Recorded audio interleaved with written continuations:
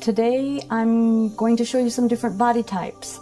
You probably don't recognize this person. This is Dena. She does do other things on Psyche Truth, and she's very physically fit, and so her body type is much more muscular than what we are normally working on. So I'm going to give her a basic back massage the way I do. I'm not doing sports massage. I'm not doing anything any differently than what I do for everybody. But I will tell you where I feel differences, and so those of you that have more fit bodies, you can know that you can still get a lot of result out of work that isn't typically the sports massage. It seems like sports massage works better closer into the date of the event, or during the event, or after the event, is how I've typically noticed it to be. But I have worked a lot of fit people over my years of massage therapy. So we're thankful that Dena is with us to give us an idea of what a body that has been worked is like to be massaged. So I'm going to start out the same with getting up into the neck and then opening the shoulders a little bit and using the thumbs. Now the thing about a body that has the muscle definition is it's much easier to find your way around because the muscles are developed the way that muscles are to be developed, and so you're not dealing with a lot of other tissue. And just down the spine and across the back.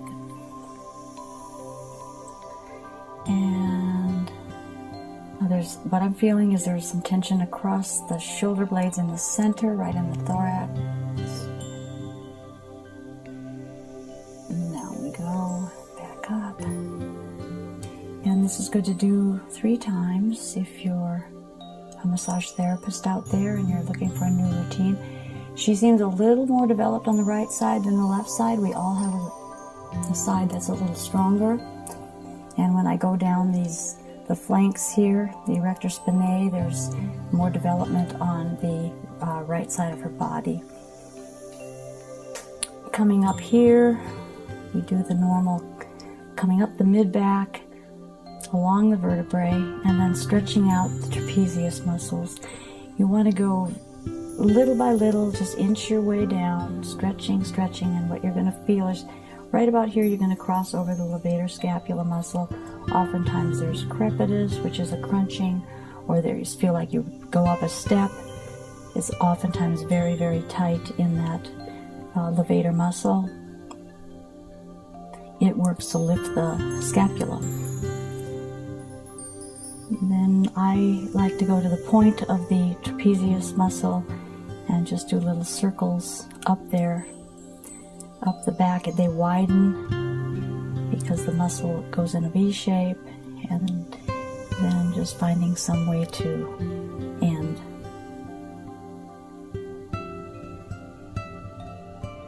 Then what I typically go next is I do it just the opposite, and this is with thumb iron. Coming down the trapezius. For those of you out there who are doing massage therapy, this routine that I've developed over the years is a real thorough routine. Both sides get worked the same. I would suggest you find yourself a routine that you can do and just stick with it. It's like the very basic work. You can deviate from it, but you will be sure to cover what you need to cover if you stay within some sort of a framework of a routine. We can come out, we can pick up a little bit. I never go too aggressively in here unless there's problems, because the work that I've done over the years is not so much for specific things. It's more for relaxation and moving the blood flow. I work across the scapula in a couple of directions, and it's interesting because I can feel the different muscle parts that are going there, the different muscles that are across the scapula, and then you can pick up the scapula from underneath. You can go underneath that scapula and work it a little bit like so. And of course you can get deeper into it, but for this demonstration I'm not going to do that. And then I always broad hand the down the back within the line of the rib cage and come across the hip, and then begin to work from the sacral area along the hip crest. Just a little. Now there's a bit of, you can tell that the back has been worked pretty well. There's a lot of little ripples back there. You can also feel the definition of where the muscles start and stop. It's not bad, but you can tell there's been a little bit of extra work done. The low back is always very vulnerable. No matter what you do, the low back is involved. So take a lot of care of your lower back. Then we want to run with our thumb iron up the spine, close to the vertebrae. Now the muscles are softened quite a bit in the thorax area, in the rhomboid area there, where they started out to be a bit tense. Now there's a difference between tension and tone. You can feel it when you learn the difference, you can feel it very distinctly. A tense muscle has a lot different feeling than a toned muscle. And there's a lot of tone in this particular body.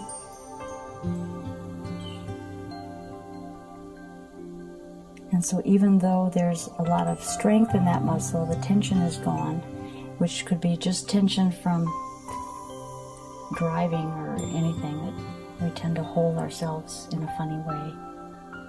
It relaxes out quickly, which is a sign of a good muscle. Then we can work across. This is a very nice one. It's a little cross fiber friction going up to the spine, the vertebrae, and then just pulling back.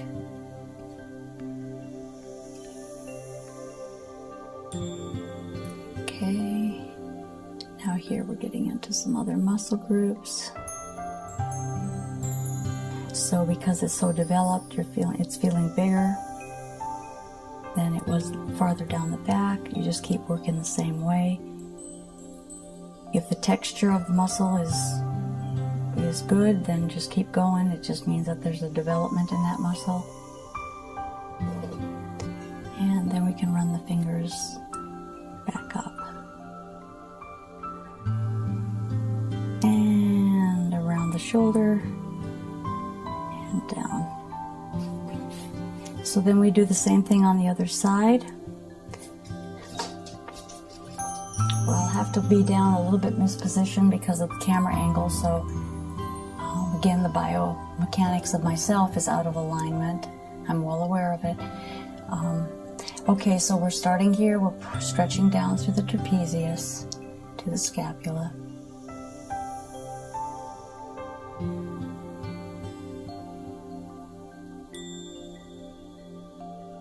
Not all muscles can be, touched. Some of them that are deeper are not, they're not going to be massaged quite the same way. But oftentimes if you go into the work slow enough and careful enough, the top muscles will open up enough for you to get in and somewhat be able to work them much better than if you go in aggressively. They're going to have resistance against them. The body will push back, and a lot of that relief is muscle failure. And then just going the other direction. I can't move up there and do it with my thumbs because of the camera, so I'm just going to show you the direction. Here, there's a little stuff going on. And when I find things like this, I just zero in on it and hold it and let it unwind under itself.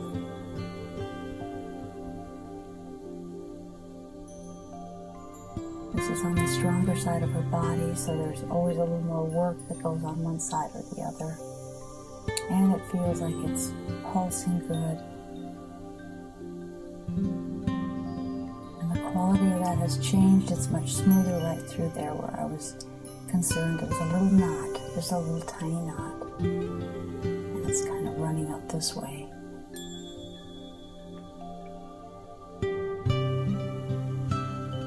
What you're going to find too is a body that has been worked, a body that's fit, is going to respond quicker to unwinding because it's a healthier muscle. So just follow that. There was a release down under my finger, and that little muscle, that little knot is gone. Okay, so we're doing well.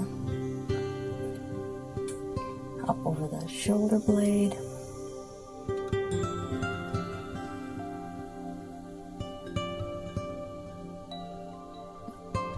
Okay, now we're going to take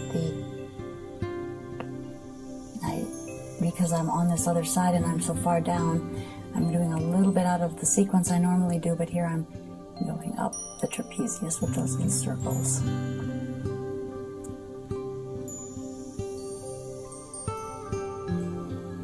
Okay. I thought I felt something down here. Nope.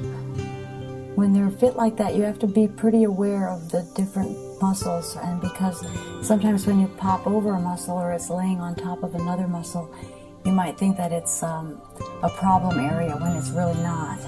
So it's important for you to look at those anatomy books and get your bearings. Then we just bring ourselves broad-handed down, and then the thumbs are working along the hip. Now I'm giving pressure about the same that I usually use. The muscle is opening up well and inviting me in, so I'm following its lead. Here's a little something going on here. So I never try to figure out what it is or what it isn't. I just find something and work it. It's like a little knot or a little restriction, a little area of tension, and let it unwind. And there we go, it's all gone. That's what your fingers are going to want to do. You're going to want to pay close attention to whenever you feel an anomaly in the muscle, you want to correct it out. And if you know how to do that without just the forceful pushing, you're going to have the result happen much better, and it will last. When you push it hard and force it to force against it, where you're going to go with that is muscle failure. The muscle will relax, but it didn't relax because it wanted to relax. It relaxed because it lost the ability to remain tight.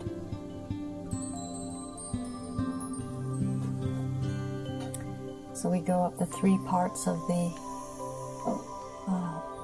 erector spinae, along that whole area. And then the cross fiber, where you're going to the spine and kind of pulling. And working all the way up, it all feels good. And when you go different directions with things, you can find knots or things you might need to work on. So far, everything's good.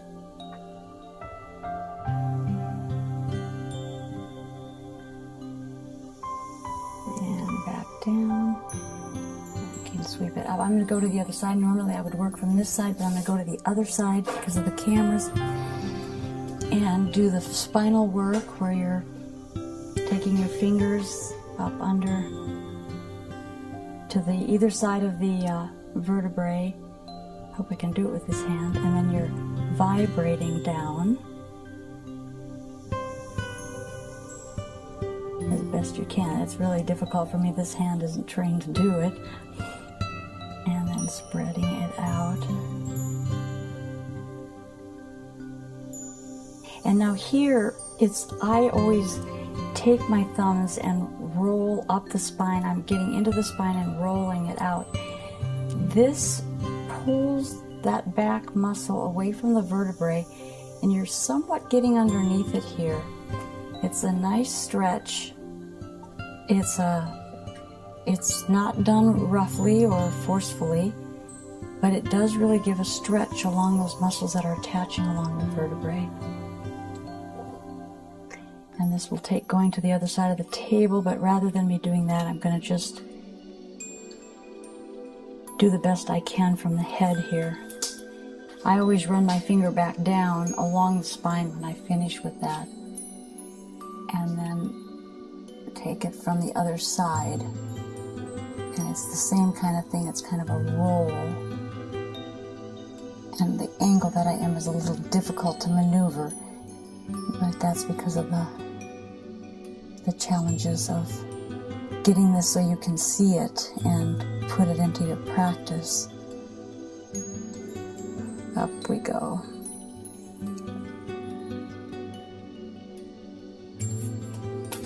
And then, like I say, then running back down along that vertebrae.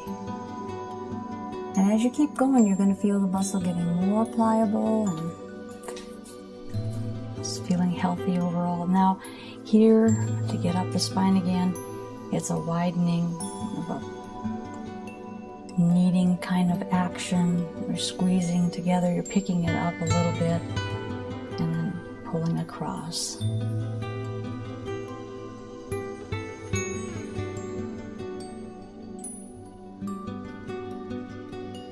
And the vibration back down.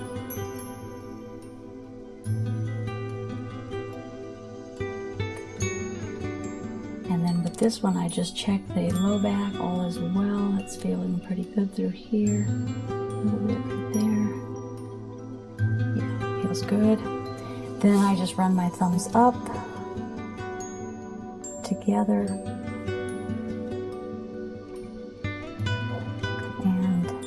A lot of work along the spine feels good because there's a lot of attachments there. There's a lot of different movement that the spine does, so there's a lot of different muscle direction, and some of the muscles deeper in are very small.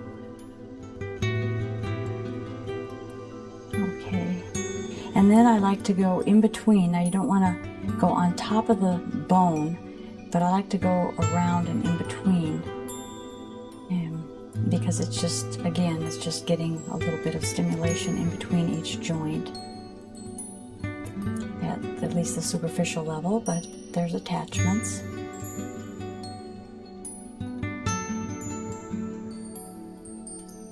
And just working the way down.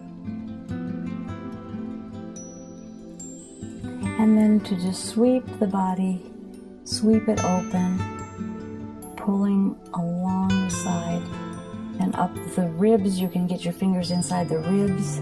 Each little intercostal muscle can have a little bit of a stimulation.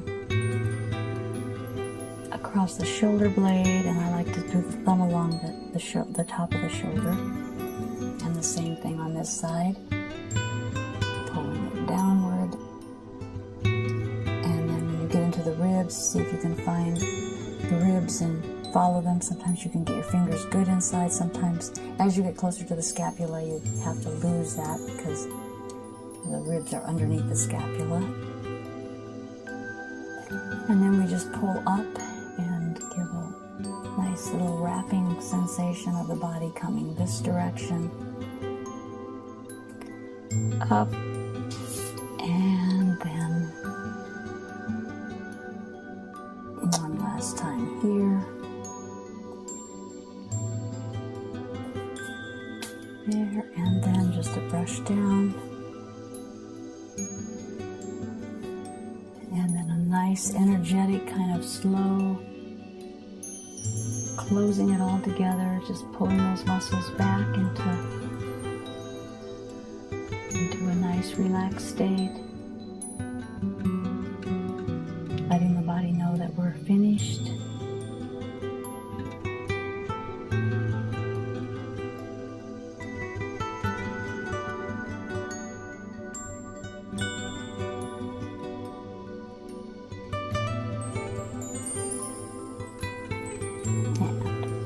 Just brush the body off, light little strokes, and just stimulating the skin.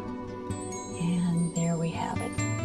Okay, so that's a general back massage. You got a chance to see a couple little knots unwinding in a couple of areas. It's a very fit back, a very muscular back, so you'll find the muscles are much more flexible. They're soft, but they do have a different quality because of the tone, and try to define the difference between tone and tension. So thank you very much. This is Athena Jezik.